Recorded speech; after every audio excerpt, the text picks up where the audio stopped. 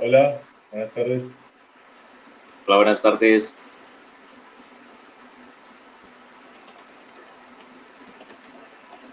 Buenas tardes, ¿cómo andas?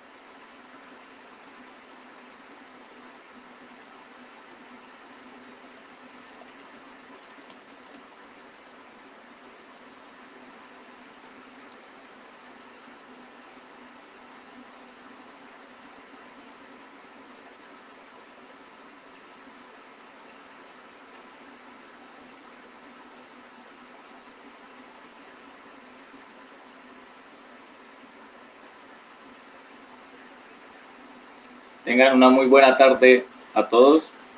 Bienvenidos a este evento organizado por la Asociación de Historiadores del Atlántico en colaboración con la Organización Colombiana de Estudiantes de Historia. El día de hoy tenemos por invitado al profesor Mauro Luis Pelozzato Rieli, quien nos va a presentar una conferencia titulada El Cabildo, la ganadería y sus mercados en Buenos Aires y el Río de la Plata durante la época colonial. El profesor Mauro es profesor en Historia de la Universidad de Morón, especialista y magíster en Ciencias Sociales con mención en Historia Social por la Universidad Nacional de Luján. Actualmente se encuentra trabajando en su proyecto de tesis doctoral y se desempeña como docente de la carrera de licenciatura en Historia de la Universidad Nacional de La Matanza. Bueno, Buenas tardes, profesor Mauro, y buenas tardes, mucho bienvenido. gusto. Gracias. Bueno, muchas gracias, igualmente.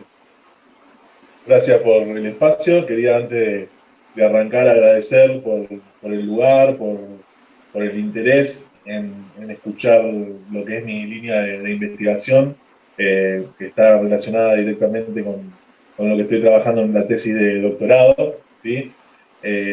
Así que bueno, agradecerle a la Asociación de Historiadores del Atlántico por la invitación y a la colaboración de la Organización Colombiana de Estudiantes de Historia, ¿sí? En conjunto con la asociación, que bueno, agradecerles por el tiempo, por la atención que me dieron desde el primer momento, y sobre todo por el interés y el respeto hacia mi trabajo, ¿sí?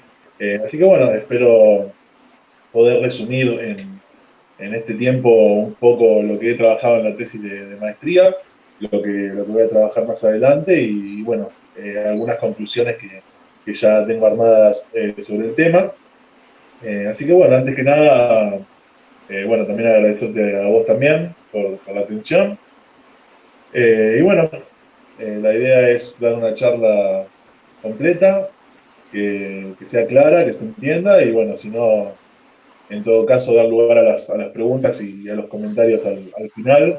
Encantado de responderles a todos y bueno, más que nada el agradecimiento y bueno, presentarme. Yo desde hace algunos años que vengo trabajando en este eje de la investigación en historia colonial, que tiene que ver más que nada con el estudio de las políticas económicas y los mercados a nivel local, ¿sí? Dentro de las ciudades en Hispanoamérica y particularmente en la región del Río de la Plata y la ciudad de Buenos Aires, que es mi objeto de estudio, ¿sí? Así que bueno, presentar hoy todo lo que tiene que ver con uno de los ejes principales de los mercados coloniales de la región Río de la Plata y de la ciudad de Buenos Aires, principalmente, que tiene que ver con la ganadería y bueno, todas las variantes y las problemáticas que las autoridades coloniales y los vecinos, los productores y los comerciantes fueron discutiendo y fueron tratando alrededor de las variantes de la ganadería y sus intereses mercantiles en distintos periodos de la época colonial. ¿Sí? Bien, bueno, entonces para arrancar, explicar un poquito el objeto de estudio, el tema, la problemática, cómo surgió el interés. Bueno, esto surge en mi estudio de posgrado, en la maestría, donde yo trabajé principalmente al Cabildo de Buenos Aires como principal representante de los intereses, de los asuntos y de las problemáticas de la ciudad, ¿sí? De la ciudad entendida no solamente como un municipio, sino entendida como un espacio económico, como un espacio político y como una comunidad, ¿sí? Por eso me concentro en el estudio de las ciudades como en este caso Buenos Aires, o el Cabildo de la ciudad de Santa Fe, o el Cabildo de la Villa de Luján más adelante, o el Cabildo de Corrientes, también perteneciente a la región del Río de la Plata. Y el tema se define en principio porque la ganadería en esta región, en la región del Río de la Plata, indudablemente fue una de las principales, sino la principal rama de la economía, no solamente pensando en el mercado interno, sino también pensando en otras variantes económicas como el mercado regional, o mejor dicho, los mercados regionales, porque eran varios mercados regionales en esta misma época, y también uno de los principales elementos que permitió la conexión de la región con el comercio ultramarino y obviamente con la metrópoli, con España y con otros puntos de Europa también. ¿Sí? Bueno, entonces, para empezar un poquito a definir cuál es el tema es, para decirlo de forma acotada, el tema tiene que ver con la ganadería y sus mercados, ¿sí? Siempre vistos a través de la intervención de las autoridades locales. ¿Sí? Yo soy especialista, en este caso, en una de las instituciones del gobierno local, que es obviamente la más representativa, que es el Cabildo de la ciudad, ¿sí? El Cabildo secular, como se conoce en varios puntos de España y de Latinoamérica, para diferenciarlo de otras instancias como el Cabildo eclesiástico. Bueno, este gobierno municipal o gobierno local, como he estudiado varios de mis trabajos y también podría, digamos, aclarar o afirmar a través de otros autores, se encargaba de distintos temas, de distintas problemáticas.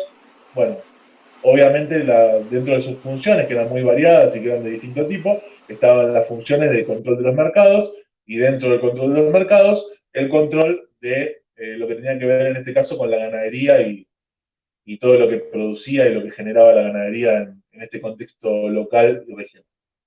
Bueno, esta exposición está organizada primero en un repaso historiográfico, ¿sí?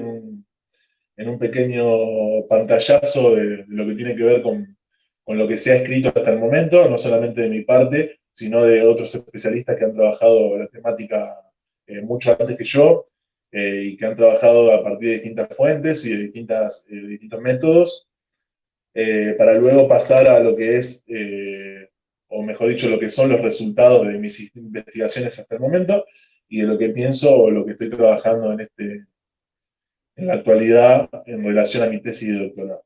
¿Sí? Bueno, respecto a lo que es el balance historiográfico de esta cuestión, del estudio del Cabildo y de los mercados regulados por el Cabildo, y particularmente lo que tiene que ver con esta rama de la economía, yo pude identificar y profundizar algunos ejes importantes, que son los que tienen que ver puntualmente con el mercado local, los que se focalizan más en los mercados regionales y los que se concentran más específicamente en el comercio ultramarino o, como lo denominan algunos especialistas, el mercado extra o más allá de América, ¿sí? El mercado extraamericano, que es particularmente el comercio atlántico conectado con Europa.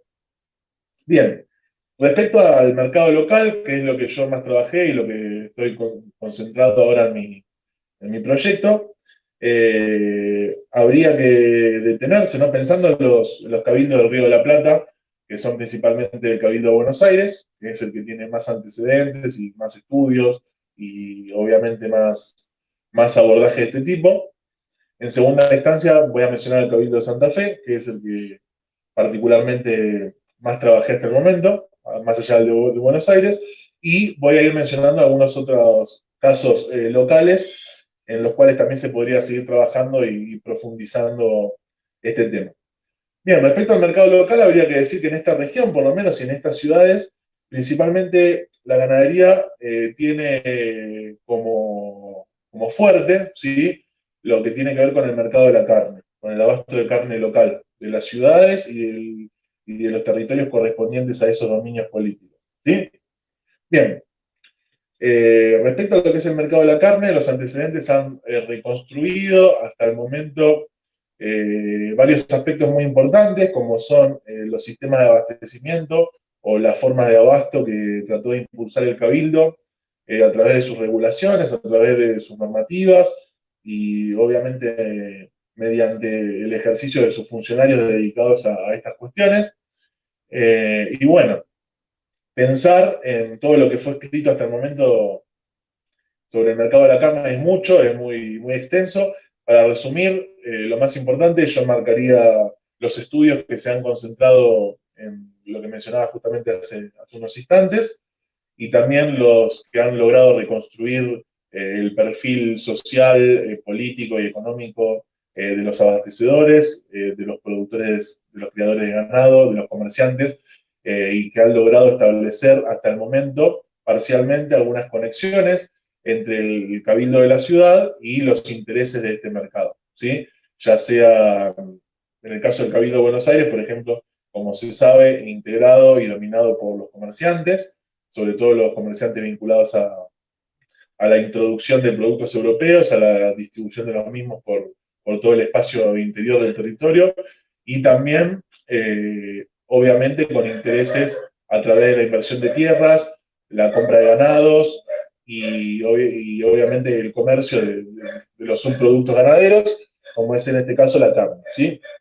Después me gustaría destacar también el uso de distintas y variadas fuentes, tanto del cabildo como fuentes particulares, que han logrado avanzar sobre otro tipo de cuestiones, como pueden ser las características de los establecimientos productivos que había en la zona rural de Buenos Aires y en otros puntos del Río de la Plata, cómo a través de su perfil, de sus características, estos establecimientos se conectaban con el mercado de la carne a través del envío de reses hacia los corrales del mercado, a través de los registros de compra y venta, o directamente vinculando a los propietarios de estos establecimientos con los mercados de la ciudad, ¿sí?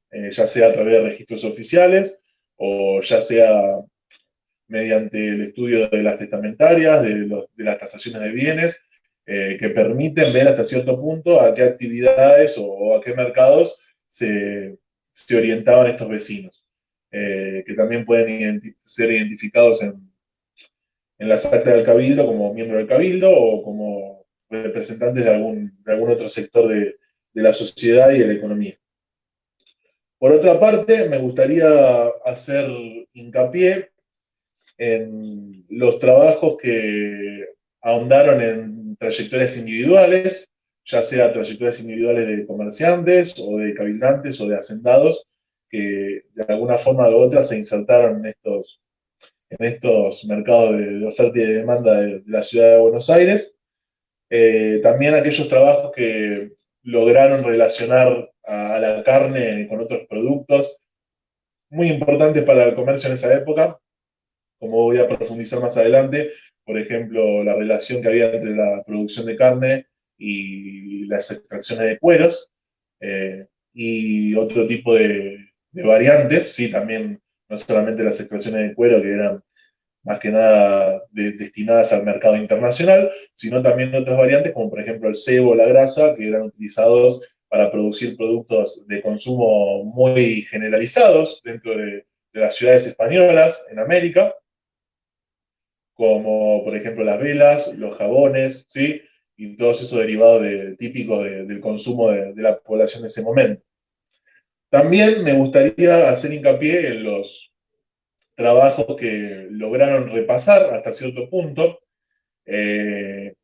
cómo eran o cómo funcionaban las prácticas productivas sobre el ganado en los distintos periodos y que después, de alguna forma u otra, lograron conectar esas características de las matanzas, de la administración del ganado y del control de las existencias por parte de las autoridades y de los vecinos, lograron conectar eso con el funcionamiento del mercado local, ¿sí?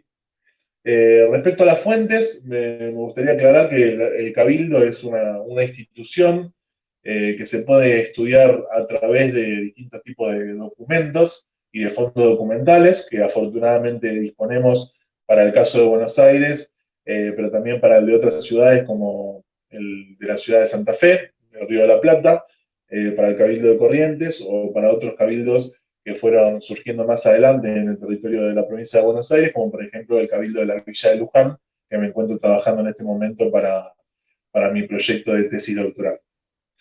En definitiva, el mercado de la carne ha sido estudiado, han sido estudiados los abastecedores, han sido abordados también ítems muy importantes para entender el funcionamiento de este mercado, como pueden ser el registro de los corrales de la ciudad, que estaban bajo la administración municipal, y que gracias a estos registros podemos ver, entre otras cosas, cuánto ganado se introducía, la frecuencia de las introducciones de animales, qué relación había entre las introducciones y las matanzas, cómo había regulaciones de este tipo, ¿sí? Cómo había regulaciones sobre las matanzas, sobre el consumo, sobre los precios, quiénes eran los introductores, digamos, y a partir de entonces tratar de establecer conclusiones o algún otro tipo de conexiones para ver si los introductores eran afirmativamente comerciantes, como se suele generalizar, o si eran hacendados, o si eran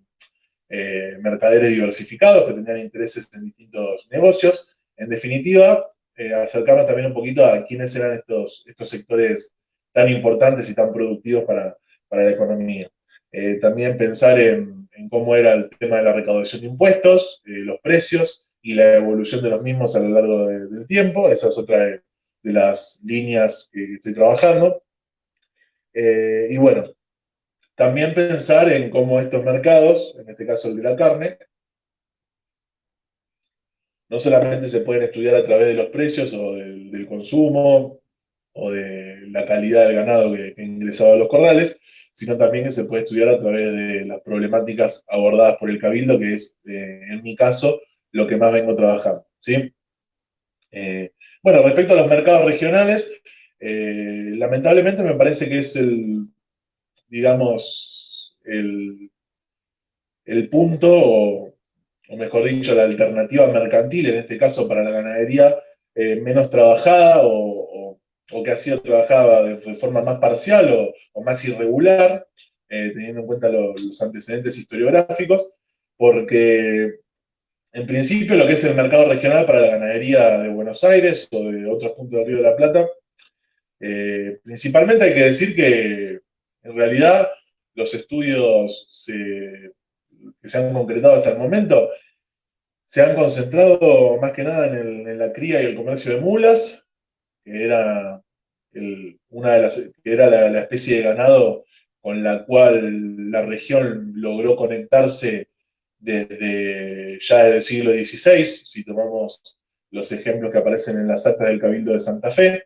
como para mencionar un lugar que siguió esta lógica, fueron el producto, la mercancía a través de la cual los ganaderos de esta región se pudieron insertar en los principales mercados de esa época y que fueron los más importantes de esa época hasta prácticamente finales de la época colonial, finales del periodo colonial, que son los mercados del Alto Perú, ¿sí? del norte minero en este caso, que eran sin lugar a dudas el principal centro de atracción o polo de atracción, como le gusta decir a otros de mis colegas, de las economías regionales y locales, y cómo estas se fueron especializando para proveer a estas ciudades importantes y a estos centros de producción de plata, que obviamente era el principal producto de exportación, la plata, ¿sí? Y el producto de mayor interés para los españoles y para los extranjeros también, cómo se fueron insertando con productos locales, en este caso derivados de la ganadería, a las demandas, cómo se fueron acoplando a las demandas de estos centros de producción.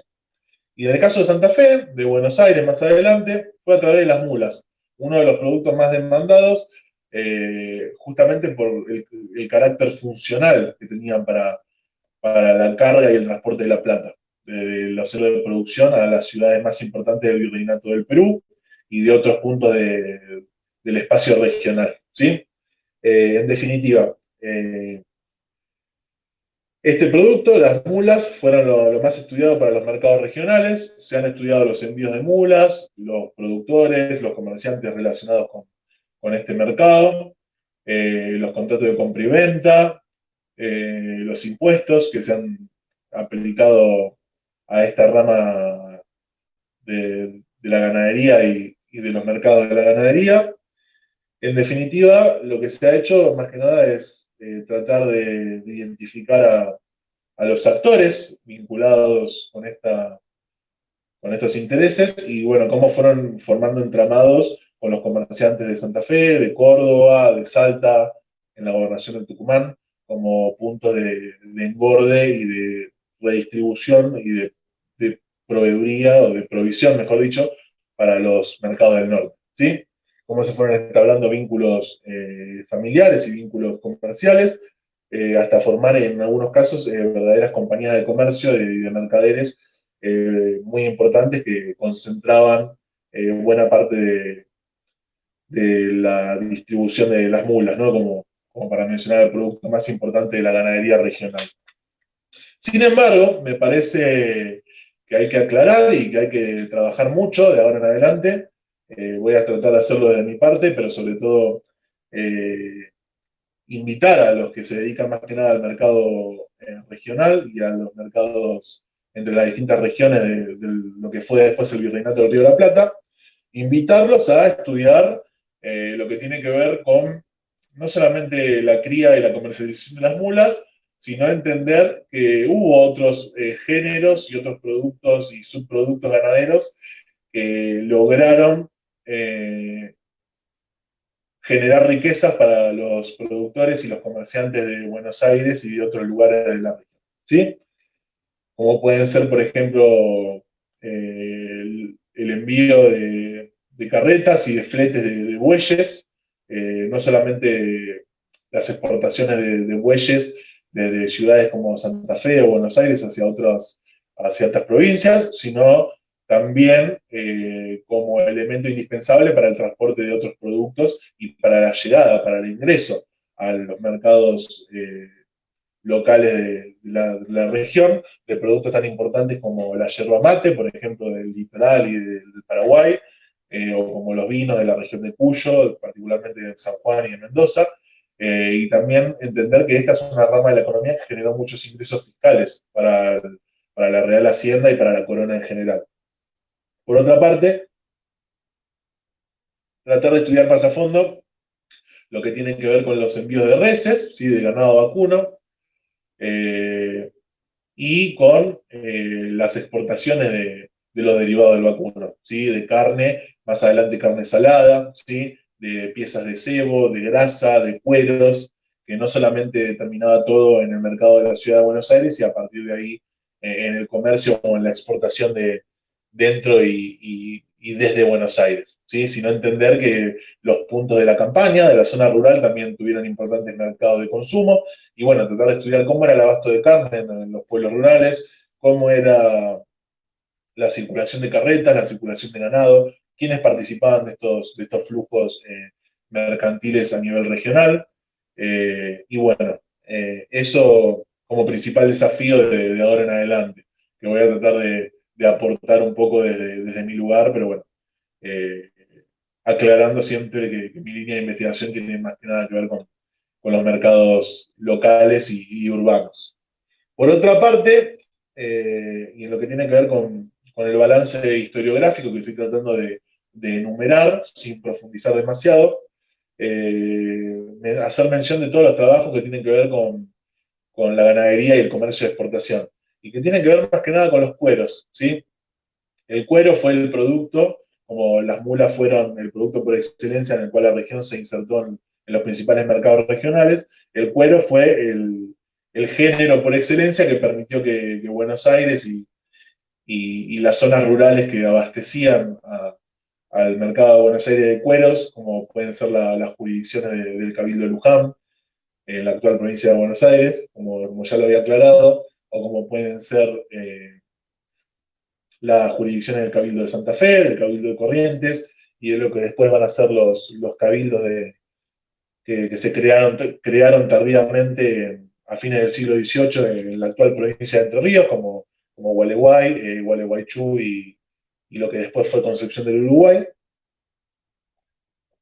jurisdicciones con un espacio rural muy importante, muy rico en ganado, muy rico en pastos, que abastecieron no solamente de productos de consumo, sino también de productos de exportación como los cueros. Lamentablemente faltan muchos estudios que tengan que ver con este tema y la mayoría de los avances, muy buenos, por cierto, que han estudiado y que han analizado fuentes como los registros de navíos o que han analizado fuentes como registro de compra y venta, actas capitulares, documentos del archivo del Cabildo, nos permiten ver cómo era el circuito de la producción, cómo era la llegada de los productos a Buenos Aires y sobre todo cómo eran las negociaciones y las tratativas que tenían que ver con la comercialización de los cueros con los extranjeros y con los comerciantes metropolitanos. Sí, eso es lo que más se ha trabajado.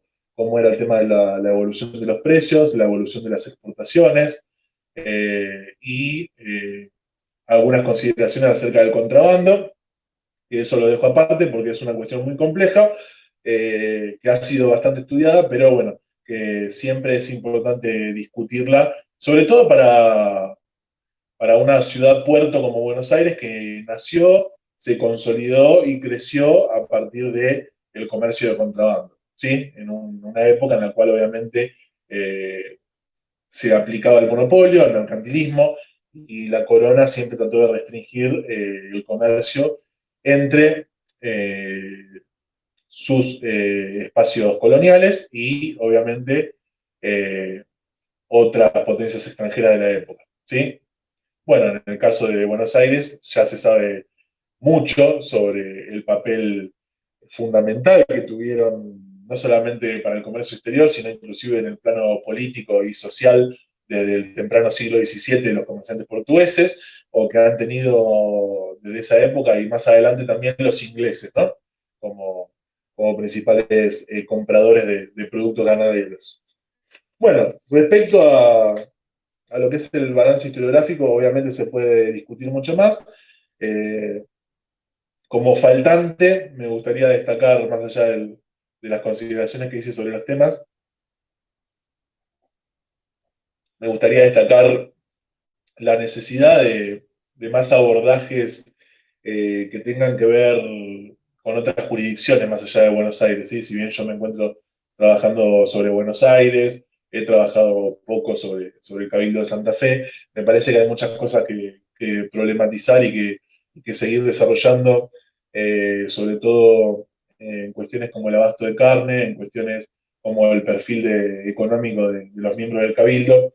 Esto falta mucho para casos como el de Santa Fe, para el caso como el de Corrientes, ni que hablar para el caso de los cabildos de menor importancia o de menor tamaño para la época, como los que mencionaba hace un rato. En definitiva, creo que faltan mucho en lo que es materia de comercio regional y de todos los productos que circulaban y que se comercializaban entre las distintas regiones del espacio. Falta también muchos avances en materia de impuestos, en materia de cómo las reformas políticas de los distintos contextos fueron influyendo sobre el funcionamiento de esta economía.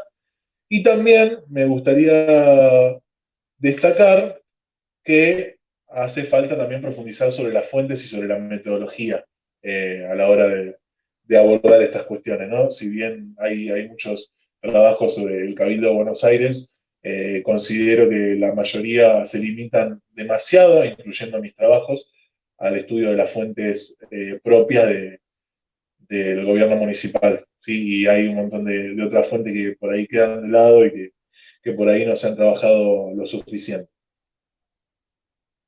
Bien, ahora, en cuanto a lo que he logrado trabajar hasta el momento y lo que estoy trabajando en la actualidad, me gustaría repasar algunas cosas que he logrado parcialmente en mis investigaciones anteriores, eh, sobre todo en la tesis de maestría, y pensar también en lo que estoy profundizando ahora.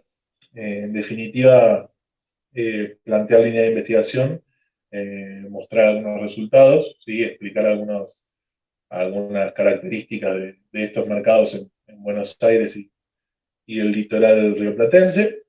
Y bueno, después seguir profundizando en función o a través de las preguntas o de los comentarios que puedan surgir y que me gustaría mucho recibir para poder replantear algunas cosas de mi trabajo y también para enriquecer lo que ya he hecho hasta el momento. Bueno, respecto al Cabildo de Buenos Aires, bueno, en mi tesis de maestría si bien me concentré en un periodo, que es un periodo bastante limitado y bastante particular, que va entre las décadas de 1720 y 1750, por cuestiones que tienen que ver estrictamente con el desarrollo de la ganadería en estos lados. Eh, me concentré en el análisis del Cabildo y de las medidas del Cabildo en cuestiones importantes más que nada para el mercado local, como era el mercado de la carne, la forma de aprovisionamiento, la regulación de los precios, el control de las existencias de ganado vacuno, sobre todo. Así que bueno, para mencionar respecto al abasto de carne, hay que decir que tanto en Buenos Aires como en las otras ciudades de esta área, siempre se trató de organizar el abasto de carne a partir de la obligación o del asiento o del contrato monopólico, según el cual el Cabildo sacaba a remate el abasto anual generalmente de este producto y de los otros productos que tienen que ver con la carne. Y que bueno, salía y se remataba al mejor postor. Bueno, yo lo que pude trabajar es que, bueno, cuáles eran las condiciones de este contrato, cómo era el tema de las fianzas, porque bueno, los postores tenían que presentar una oferta, tenían que presentar fiadores, como se le decía en esa época, que eran garantes de su seriedad, de sus condiciones como para poder brindar el servicio que se estaba buscando. Y bueno, cómo se ajustaban los precios, cómo los abastecedores y el cabildo negociaban los precios, cuáles eran los principales problemas para conseguir a los abastecedores o para que estos respetaran los puntos del contrato, qué se hacía en tiempo de escasez o de escarestía. Y acá me gustaría hacer mención de los trabajos que hice relacionados a esta cuestión para el Cabildo de Santa Fe, en los cuales pude ver las participaciones tanto en el siglo XVII como en el siglo XVIII de los hacendados, ¿sí? como obligados directamente por el municipio para dar el abasto de carne cuando hacía falta un obligado, un abastecedor, cuando no se encontraba un abastecedor, cómo se liberalizaba, entre comillas, la oferta de la carne, tratando de que, bueno, de que los abastecedores fueran en este caso hacendados y que los hacendados se hicieran cargo con sus reservas de ganado de la alimentación de toda la población. También me gustaría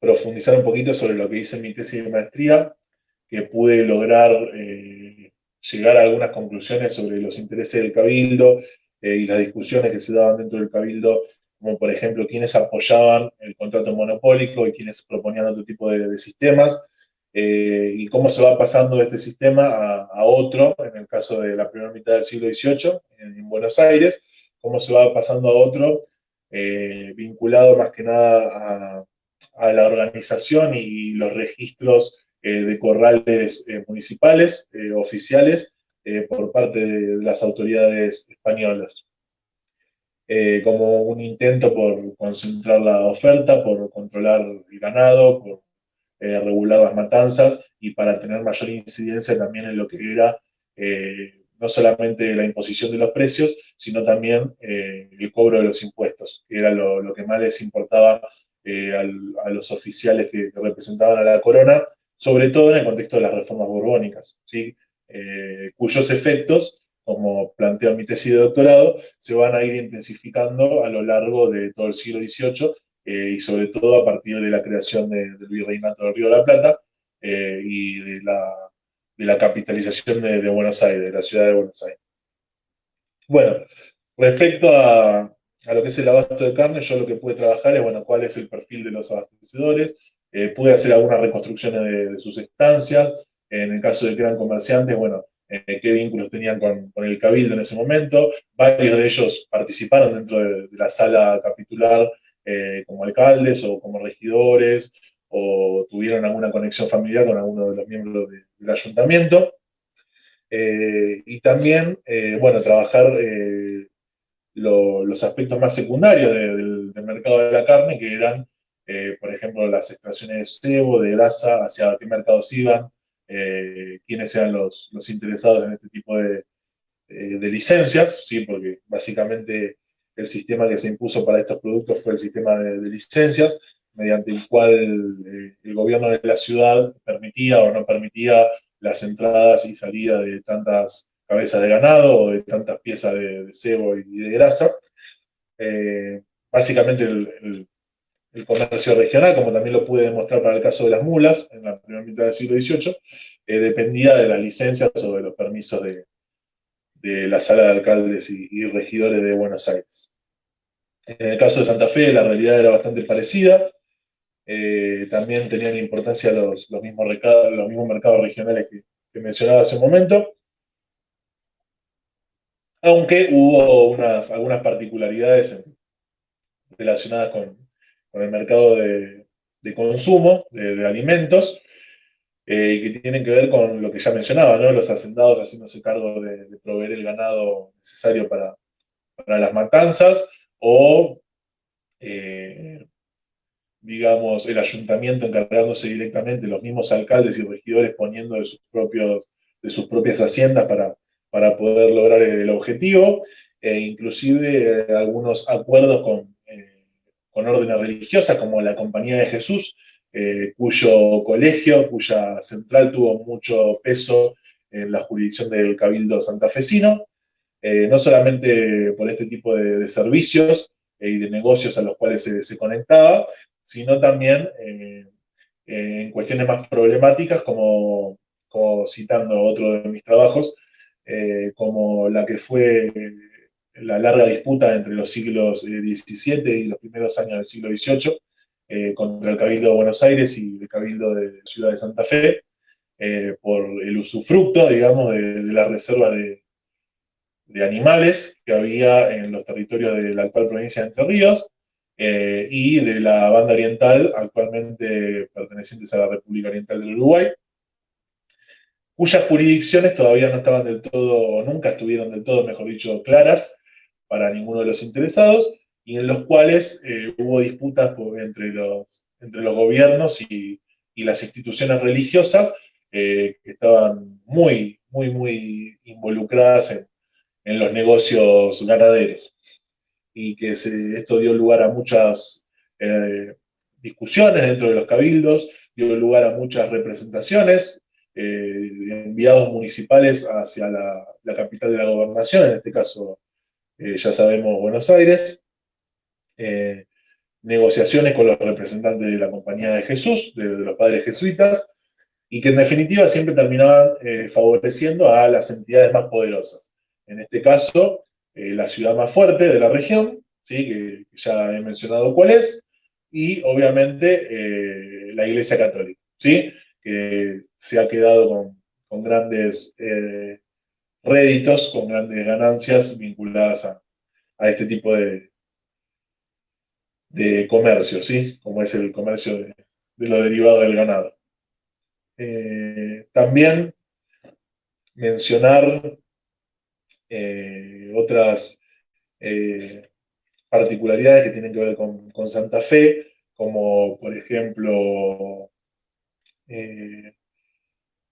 lo que tiene que ver con la producción de cueros, que dependía casi exclusivamente de las demandas de Buenos Aires, sobre todo cuando se da lo que otros historiadores denominan como proceso de atlantización de nuestra economía, o vuelco hacia el Atlántico de las producciones regionales y locales del interior, que dieron como resultado que estos mercados de menor importancia o de menor tamaño, mejor dicho, se especializaran en las exportaciones de la ciudad, del puerto de la ciudad, ¿sí? En este caso, cueros, ¿no? Y que enviaran cueros para los comerciantes porteños. Bien, respecto a los otros cabildos de la jurisdicción, lamentablemente no hay muchos avances en la materia. Respecto al cabildo de la ciudad de Corrientes, que es muy antiguo, de fines del siglo XVI, ¿sí? Más puntualmente fundado en 1588. Lo que se sabe es que lo que más se ha trabajado sobre el cabildo de Corrientes, o mejor dicho, lo que yo pude avanzar de forma muy liviana y muy parcial, tiene que ver con la organización de las vaquerías, que también eran con licencia, que también dependían de las instrucciones de los gobernadores y de la Real Audiencia de La Plata, en el Alto Perú, que hubo intervenciones de las justicias rurales en lo que tenía que ver con los excesos en las matanzas de reses o en los excesos que tenían que ver con las salidas de las haciendas hacia otras ciudades, y también la importancia de dos aspectos que no se han o que no han todavía ganado en importancia para otros lugares de la región, que son la organización de las entradas generales, que no solamente eran de conquista y de colonización de las poblaciones indígenas, sino también eran entradas muy importantes para establecer vínculos comerciales, para recoger ganados o para matarlos, o para hacer faenas de cueros, inclusive con o sin permiso de las autoridades, y también lo que tiene que ver con la institución de la encomienda, ¿sí? Que fue tardíamente impuesta en el caso de Santa Fe, a partir de 1650, y que fue un fracaso en el caso de Buenos Aires, por una cuestión lógica que es la baja densidad de la población indígena en esta parte del espacio, y también las características de las poblaciones originarias, muy combativas, muy nómades, y que no permitieron, tal vez como en el caso de Corrientes, más asociada a comunidades más grandes de indígenas, no permitieron del todo la imposición de la encomienda. Yo lo que logré hacer en este pequeño artículo que trabajé sobre el caso que estoy charlando ahora un rato, es la relación justamente entre las encomiendas, los servicios personales de los nativos y las labores, ya sea en las estancias o en el marco de las vaquerías y de las cacerías de ganado vacuno cimarrón, de ganado vacuno salvaje. Bien, por otra parte, como para mencionar algo que hasta el momento he tocado muy por arriba y que faltaría profundizar tanto para el caso de la capital como para otros puntos no solamente del Río de la Plata, sino de Hispanoamérica, es el tema de la ganadería menor, por ejemplo, ¿sí? Muy trabajado para dominios políticos locales como el Cabildo de la Ciudad de México, por ejemplo, cuyo consumo era mucho más importante que en estos puntos de Hispanoamérica. Pero bueno, es importante tener en cuenta también las variantes que presentaba la ganadería menor. Yo solamente pude hacer un pequeño avance para el caso del Cabildo de Santa Fe, que tiene que ver con los ajustes de precios, las tasaciones de los valores de este tipo de animales y sobre todo los aranceles e impuestos que se aplicaban sobre la industria textil. Esto solamente lo pude trabajar para finales del siglo XVI, pero bueno, también como hice hace un momento con otras temáticas, invitar a otros historiadores a discutir sobre estos asuntos. Por último, me gustaría hacer mención de algunas cosas que estoy trabajando en mi doctorado, que estoy profundizando ahora, y también marcar algunas cuestiones claves desde el punto de vista metodológico, pero también desde lo que tiene que ver con la definición de los temas que uno va a estudiar o que está estudiando. que tiene que ver con el establecimiento de periodos o de distintos recortes temporales que hacen a un mejor análisis de estas cuestiones, ¿no? Por ejemplo, no es lo mismo analizar el mercado de consumo de derivados de la actividad pecuaria en Buenos Aires a principios del siglo XVII o en la época de la fundación que en el contexto de la reforma borbónica. ¿Sí? A eso es lo que voy. Y lo mismo para las otras ciudades latinoamericanas, me parece que es lo mismo. Y asimismo también entender que hay particularidades de cada espacio local.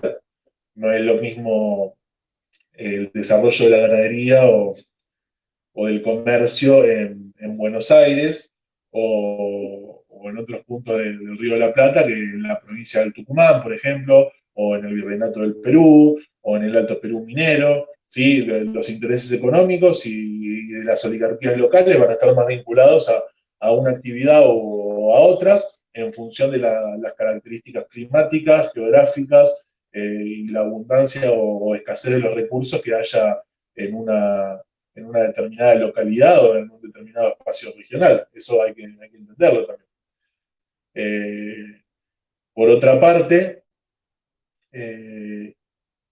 mostrarles o compartir con ustedes también un poco de lo que estoy trabajando para mi proyecto doctoral, que tiene que ver con el periodo de mayor peso de las reformas borbónicas, y bueno, de ir demostrando en cierta medida una hipótesis inicial bueno, cómo los cambios en el pensamiento económico, en las ideas comerciales y en el interés por una mayor presión impositiva por parte de los Borbones, sobre todo durante el reinado de Carlos III, se ve muy bien eso, y de sus sucesores, cómo a partir de entonces se pueden ver también modificaciones en las políticas regulatorias de los cabildos, y en la aplicación de nuevas disposiciones para tratar de aumentar los impuestos, ya sea sobre los derivados de la ganadería u otros tipos de productos como la yerba, el vino, el azúcar,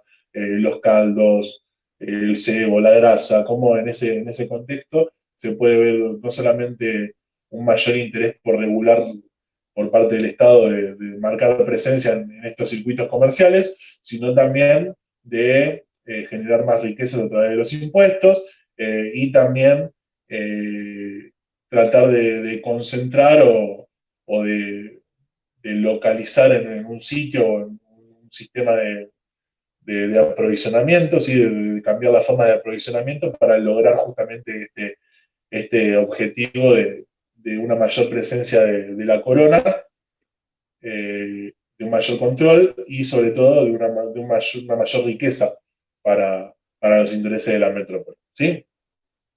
Así que bueno, a partir de esto propongo estudiar los mercados de estos productos que mencionaba, para bueno, entender qué miembros del Cabildo actuaban, qué intereses particulares tenían, qué intereses tenían como corporación de comerciantes o de hacendados, qué contactos tenían con la metrópoli, qué relación tuvieron con otras instancias de gobierno como los gobernadores intendentes, ¿sí? Sobre todo a partir de las reformas institucionales de la década de 1780, sobre todo en este caso. Y bueno, cómo se van adaptando los mercados a esta nueva realidad marcada por la instauración del Virreinato del Río de la Plata, una nueva capital, más burocracia, más funcionarios, más presión de la Real Hacienda también. Y bueno, cómo esto se va a trasladar o se va a traducir, mejor dicho, en las actividades y los comportamientos no solamente de los hacendados y de los comerciantes, que eran los miembros de la élite a nivel local y a nivel regional, rioplatense, sino también en los comportamientos y en las demandas y reclamos por parte del público, ¿sí? Cuyos intereses no van a pasar tanto por los mismos objetivos de los representantes de la corona, sino que van a pasar por la necesidad conseguir alimentos, de que no haya carestía, que no haya faltante de género del consumo y de los alimentos más consumidos y más necesitados. Y obviamente, bueno, tratar de problematizar acá la figura del ayuntamiento, del Consejo Colonial, como una instancia intermedia, también como un intermediario entre los intereses del bien común y los intereses particulares de las corporaciones a las cuales representaba en su carácter de sectores dominantes a nivel local, ¿sí? Ya sean estancieros, criadores, comerciantes diversificados, mercaderes más relacionados con el comercio ultramarino. En definitiva, cómo el cabildo mediaba entre el interés público y el interés particular de los sectores más importantes, ¿no? de los sectores más poderosos. Así que bueno, esto es un poco la línea que vengo desarrollando. Espero que se haya entendido. Me gustaría compartir más cuestiones o más cosas específicas con ustedes a partir de sus preguntas. Así que bueno, hasta acá la parte general que tenía pensado estudiar y exponer por ahora, ¿sí? Después iré compartiendo más avances sobre otras particularidades. Así que bueno, les agradezco mucho por escucharme, les agradezco el espacio. Así que bueno, ahora quedo a disposición del moderador de las jornadas y de la conferencia y del público, obviamente, ¿sí? Así que bueno, muchas gracias y nada, les agradezco y espero sus comentarios. Muchas gracias, Mauro, por su presentación. Ahora vamos a abrir una ronda de preguntas. Mientras el público escribe sus preguntas, aprovecho entonces para hacer las mías y con eso le damos tiempo a los demás espectadores. Perfecto. Muy bien, gracias. Gracias. Mauro, justamente le quería preguntar sobre los efectos de las reformas borbónicas en la producción de ganado y el abastecimiento de la carne. Si bien su estudio y pues lo que nos mostró durante su presentación se refiere al cabildo y su organización para el abasto de la carne, me gustaría que explicara quizás cómo la erección tardía del virreinato del Río de la Plata afectó o significó un reto para los cabildantes, en atención pues como tal al intento de las reformas borbónicas por restringir la participación de los criollos en el poder local. Si esto le significó un reto y si afectó la producción de ganado. También me surge una pregunta sobre el impacto del clima en la producción de ganado y en el abastecimiento de la carne. Quizás sí estuvo relacionada a episodios de desabastecimiento e inclusive si se llegaron a presentar de sobreproducción.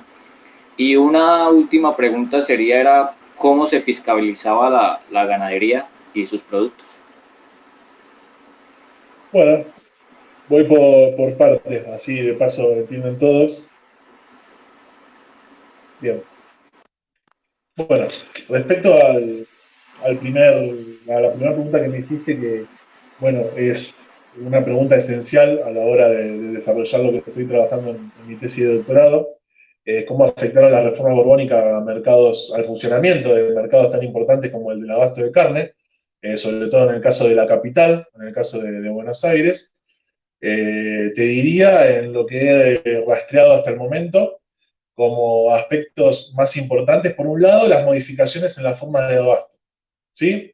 Antes de las reformas borbónicas, predominaba la forma de abastecimiento típica que había sido impulsada durante el reinado de los Habsburgo, que era la del obligado, la del contrato monopólico entre un abastecedor particular, y el cabildo, fijando las condiciones de precios, de calidad, de cantidad, y lo que tenían que ver con los puntos de venta, entre otras cuestiones. Lo que era el contrato monopólico, ¿no? Tratar de monopolizar la producción. Se ve claramente una de estas cuestiones que vos mencionabas, que los Borbones trataron de limitar o de minimizar la influencia de los sectores más poderosos a nivel local, entre otras cuestiones, ¿no? En el caso de Buenos Aires, los comerciantes y los hacendados que monopolizaban este negocio.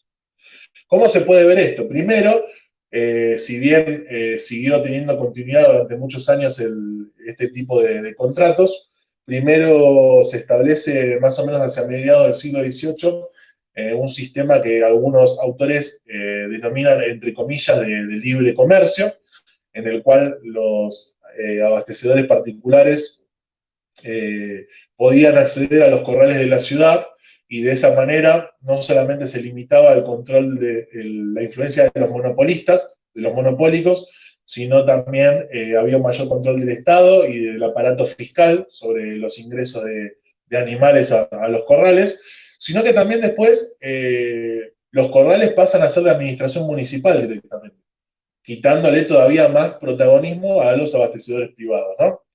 Y de esta manera poder controlar mejor los precios, hacer mayores controles de calidad, controlar la oferta y la demanda, y sobre todo lograr que intervinieran otras instancias de gobierno más allá del cabildo.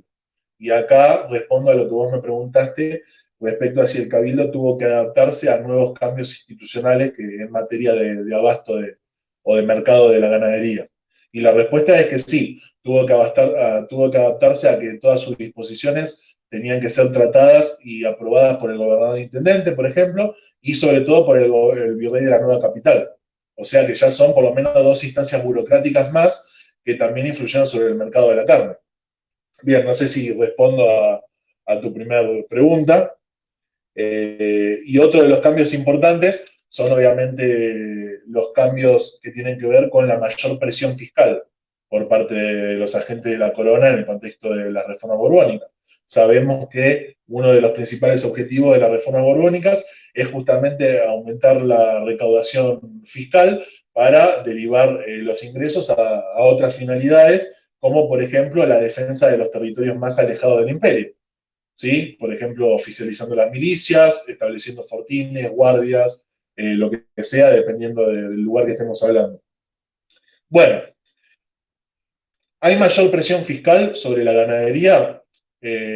Sí, yo lo pude comprobar no solamente con el mercado de la carne, que siempre trató de cuidarse, entre comillas, porque era un producto de consumo de primera necesidad.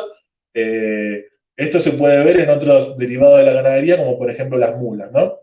Que no solamente se aumentaron a lo largo del siglo XVIII los montos de los impuestos, sino que se intentaron y se discutieron varias veces, esto dio lugar a varias discusiones, la imposición de nuevas tasas extraordinarias para productos que no eran de primera necesidad, como el caso de las mulas, hablando del ganado, o el caso del vino, del aguardiente, del azúcar, de la yerba, para lo que tiene que ver con los productos otro tipo de productos de consumo. ¿Sí?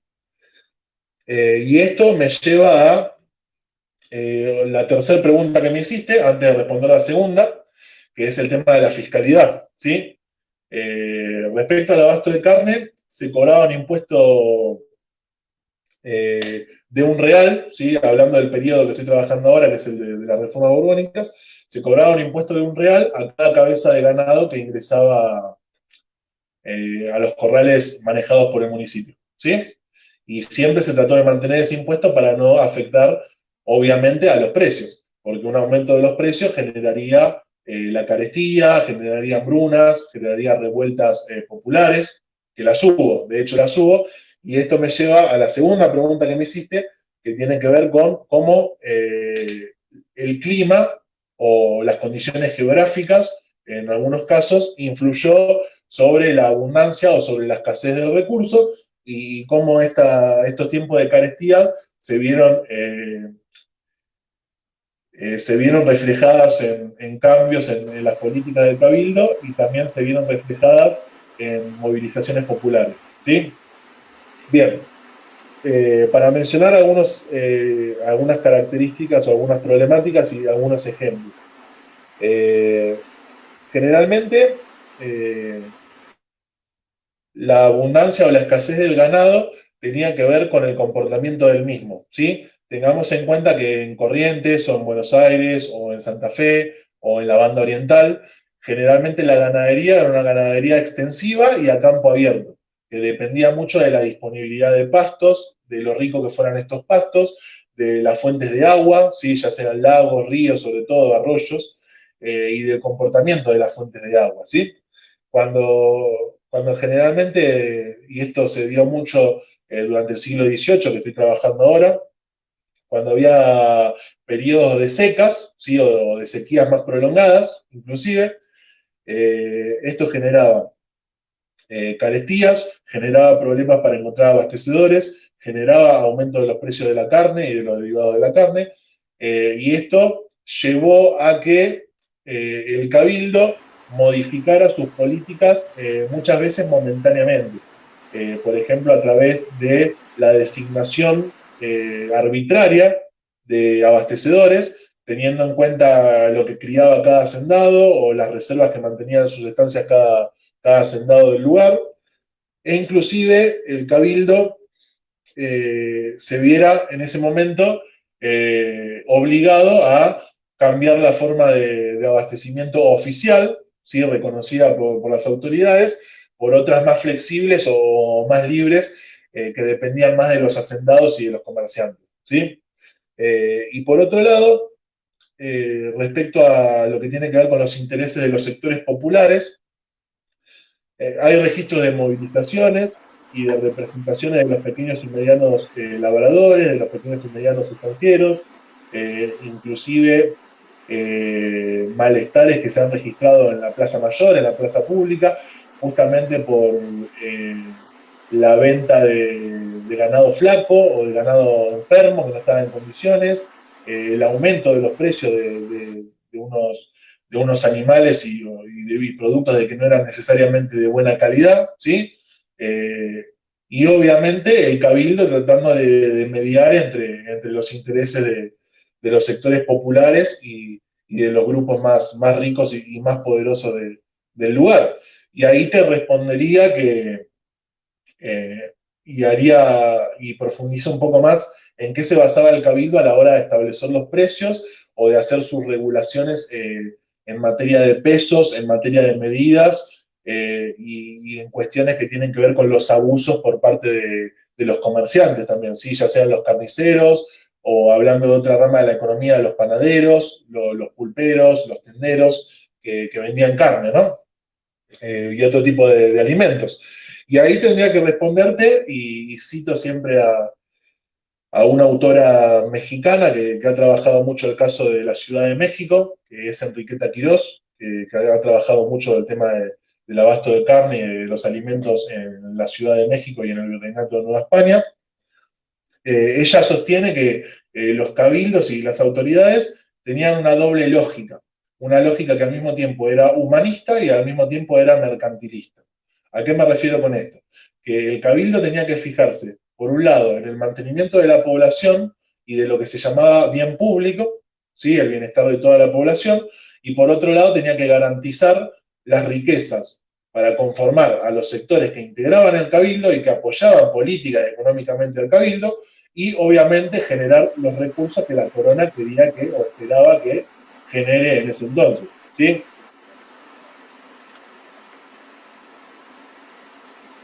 Muchas gracias, Mauro. No, Tenemos tres preguntas, te las voy a leer en orden. ¿sí? Doris Vega nos pregunta te pregunta sobre el tema de las comunidades y la imposición que nombraste. ¿Estás usando alguna bibliografía específica y de qué fechas sería? Luis García pregunta es sobre, ¿nos puedes compartir un poco de los repositorios consultados? Y finalmente Julián Sánchez, ¿de qué manera benefició el Tratado de Libre Comercio de 1778 con relación al mercado de la ganadería? ¿Fluctuaron los precios o cambió el volumen de producción y mercancías derivadas de esta rama económica? Bien, bueno, respecto a la primera pregunta, hablando de las comunidades, hay que decir que las comunidades que conformaban el pueblo, digamos, el común en la jurisdicción del Cabildo de Buenos Aires eran comunidades muy distintas a otros puntos inclusive del espacio regional, como puede ser el Cabildo de Corrientes, donde la población indígena tuvo mucho más protagonismo, donde la encomienda tuvo mucha más duración y mucho más éxito, inclusive la servidumbre indígena. Cuando hablamos de comunidades, entonces, para el caso de Buenos Aires, tenemos que hablar de los sectores populares, integrados por españoles pobres, por criollos, por trabajadores de distintos oficios, indígenas, mestizos, mulatos, esclavos, que lo sabían, no tanto como en otros lugares de América, pero que lo sabía. Eh, si bien mi tesis no se concentra en las comunidades, yo lo que quiero ver es más que nada qué tipo de representación o cómo se representaba a las comunidades dentro del cabildo y cómo éstas influían dentro de las decisiones del cabildo. Y para eso hay que estudiar particularmente a algunos funcionarios especiales que había dentro de la corporación municipal, que eran ya sea el procurador general, que era el representante no solamente de la ciudad ante otras instancias superiores, sino también de los vecinos y de los reclamos de los vecinos ante las autoridades locales, y también estudiar a otras instituciones, como por ejemplo la del defensor de naturales, ¿sí? Que era básicamente una especie de representante legal de los reclamos de los indígenas dentro de la jurisdicción. Pero bueno, si estoy trabajando en alguna bibliografía específica, hay que tener en cuenta que si estamos hablando de las comunidades indígenas y de los sectores populares, hay distintos temas, hay distintos autores. Para el caso de los sectores populares en general y sobre todo del espacio urbano dentro de la ciudad, lo que se está trabajando más es la participación política, la participación en las milicias, los levantamientos populares, sobre todo en el contexto de la revolución a partir de 1810, ¿sí?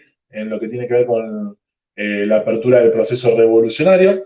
Y si hablamos de las comunidades indígenas, si bien hay trabajos que tienen que ver con algunas reducciones y con algunos pueblos de indios que hubo dentro del territorio bonaerense, la mayoría se concentran en cuestiones de frontera y en todo lo que conllevaba la frontera abierta que había entre la cultura española y la cultura indígena. Y esto es lo que tiene que ver con las guerras, con las entradas de españoles para recoger ganado o para conquistar o tratar de someter a las poblaciones originarias.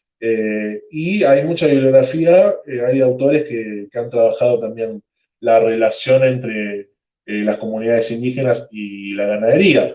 Se me ocurre ahora los trabajos de Raúl Mandrini, se me ocurren, por ejemplo, los trabajos de Carlos Mayo, que han trabajado cómo las poblaciones indígenas se han adaptado al uso del caballo o se han adaptado al consumo del ganado vacuno. Han participado inclusive directamente en mercados como lo de los cueros y lo de la carne. Inclusive han sido grandes componentes como trabajadores de las estancias, de las chacras, y por lo tanto elementos fundamentales para estos mercados de la ganadería y de la agricultura. Respondiendo a la segunda pregunta, que es la pregunta de Luis, que me preguntó si no quería compartir un poquito más el tema de los repositorios documentales y de las fuentes. Le diría que para el estudio del Cabildo, no solamente para el caso de Buenos Aires, sino de cualquier otra ciudad que quiera o que le interese a él estudiar, primero y como índice más importante, el estudio de las actas capitulares o de los acuerdos del Cabildo, en los cuales lo que se puede ver es más que nada quiénes integraban el ayuntamiento, qué temas se trataban, cuáles eran las resoluciones en general de todas las problemáticas, de todas las problemáticas de todo el espacio, de todo el vecindario, y básicamente establecer un índice y hacer clasificaciones por materias y por asuntos de todo lo que se trataba. Después están los archivos municipales, que generalmente todos los cabildos, o una gran parte de los cabildos tenían. Tiene que ver con los archivos municipales, donde hay expedientes de justicia, donde hay también cartas de vecinos, cartas y resoluciones de los distintos integrantes del Cabildo, también fuentes fiscales, por ejemplo, las reales cajas de cada ciudad, De ahí se puede ver todo el tema de los impuestos, qué impuestos se cobraban, si aumentaba o si disminuía la recaudación fiscal, o lo que tiene que ver con los registros de la Real Hacienda. También se podría trabajar sobre otro tipo de fuentes, como son, por ejemplo, los propios y arbitrios de cada ciudad, de cada municipio, donde se pueden ver no solamente las tasas que cobraba la sala de acuerdos, sino que también todos los gastos que tenía, ¿no? Lo que gastaba en obras públicas, lo que gastaba en ganado, lo que gastaba en la construcción de los corrales, en el mantenimiento de la cárcel, en las calles, en el alumbrado, lo que fuera, ¿sí? Y también depende del objeto de estudio, respondiéndote a vos, a Luis, que hiciste la pregunta, dependiendo del objeto de estudio o la problemática que estés trabajando, también se puede analizar testamentos, se puede analizar padrones de población para ver, bueno, en qué condiciones vivían los miembros del cabildo o a qué intereses estaban más vinculados. Y respecto a la tercera pregunta, la pregunta de Julián, que habla específicamente del Tratado de Libre Comercio, que se aplica para gran parte del espacio iberoamericano en 1778 y de ahí en adelante. Los cambios en lo que tiene que ver con la ganadería y la economía local se ven más que nada en la producción y comercialización de cueros, ¿sí? Porque se ven modificaciones en los precios, porque aumenta la demanda de cueros, porque aumenta el flujo mercantil desde el espacio interior hacia la ciudad y desde la ciudad hacia afuera. Esto se puede ver en los registros de navíos, que han analizado otros autores, como por ejemplo Fernando Humar, que es uno de los más reconocidos especialistas en cuestiones de la producción y las exportaciones de cueros.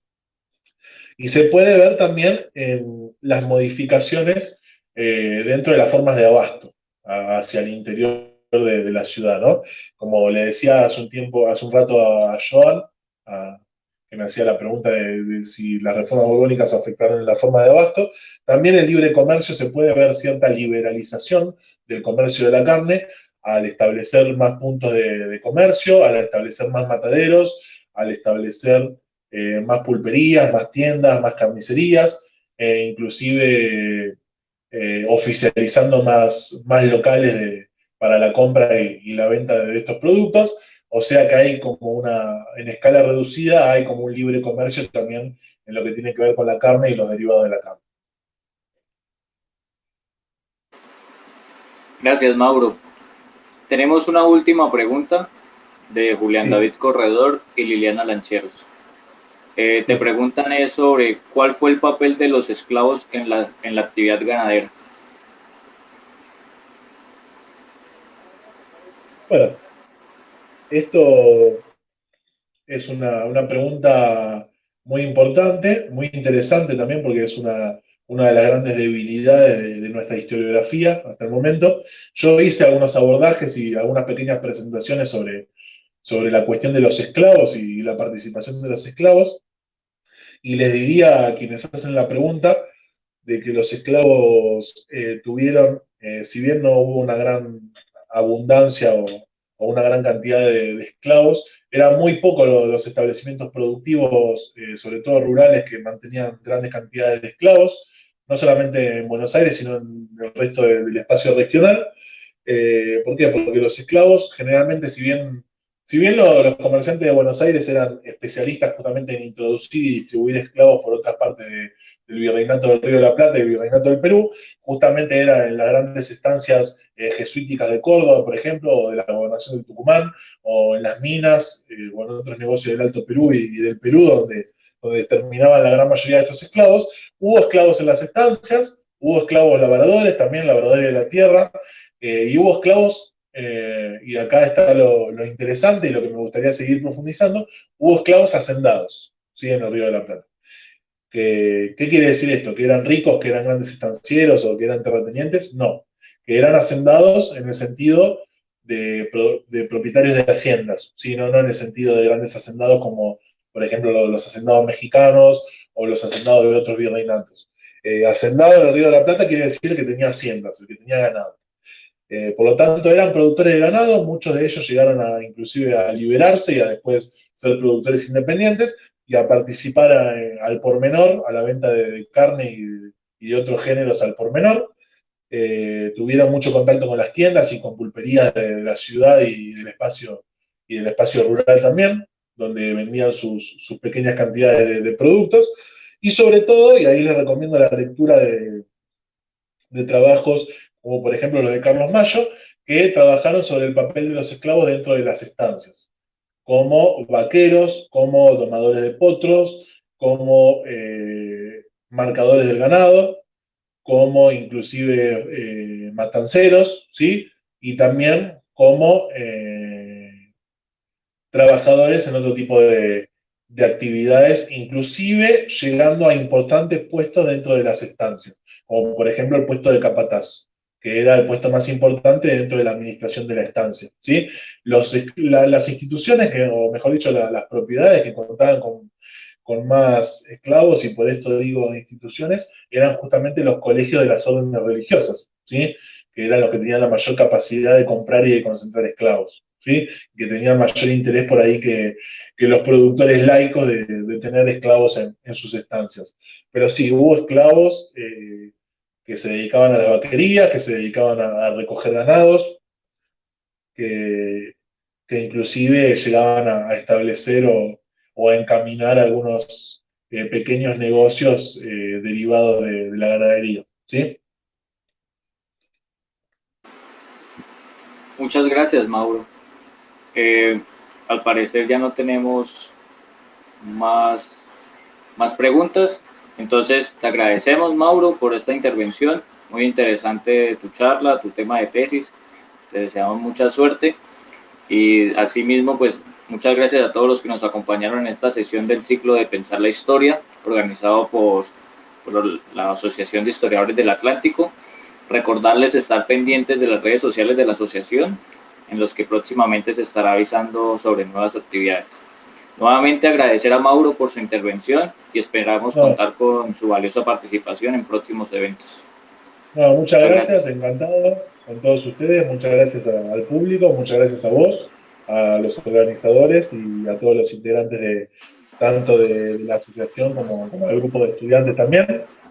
Así que bueno, muy agradecido por el espacio, la verdad que la pasé muy bien, disfruté mucho de la exposición, espero haber sido lo más claro y lo más interesante posible.